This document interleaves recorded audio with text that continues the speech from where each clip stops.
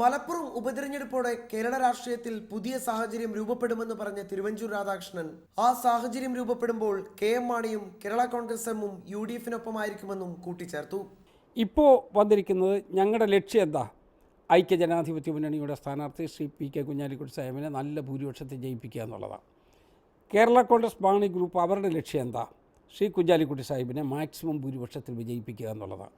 അപ്പം ഞങ്ങൾ രണ്ടു കൂട്ടരും ലക്ഷ്യത്തിലൊന്നു തന്നെയാണ്. അപ്പോൾ ഇനി അധികം അകൽച്ചയില്ലാതെ ആ ലക്ഷ്യം സാധിച്ചു കഴിഞ്ഞാൽ അടുത്ത നടപടിയിലേക്ക് അവർ പോകും എന്ന് തന്നെയാണ് എൻ്റെ വിശ്വാസം. അതുകൊണ്ട് ഈ തെരഞ്ഞെടുപ്പ് കഴിഞ്ഞാൽ കേരള രാഷ്ട്രീയത്തിൽ വേറൊരു പുതിയ സാഹചര്യം ഉണ്ടാകും എന്ന് ഞാൻ വിശ്വസിക്കുകയാണ്. അതേസമയം മാണിയുടെ തിരിച്ചുവരവാണ് ലീഗിന്റെയും ആഗ്രഹമെന്ന് സംസ്ഥാന ജനറൽ സെക്രട്ടറി KPA മജീദ റിപ്പോർട്ടറോട് പറഞ്ഞു. തീരുമാനമെടുക്കേണ്ടത് K.M. മാണിയാണ്. പക്ഷേ ഞങ്ങളുടെ ഇത് വെച്ചിട്ടുണ്ടെങ്കിൽ UDF വിട്ടുപോയി എല്ലാവരും തിരിച്ചു വരണം എന്നുള്ള നിലപാട് ഞങ്ങൾക്കുള്ളത്. ഇത് കാര്യത്തെ പറ്റി മാണി കേരള കോൺഗ്രസിലെ തീരുമാനം പറയേണ്ടത്. നിഖിൽ പ്രമേഷ്, റിപ്പോർട്ടർ, മലപ്പുറം.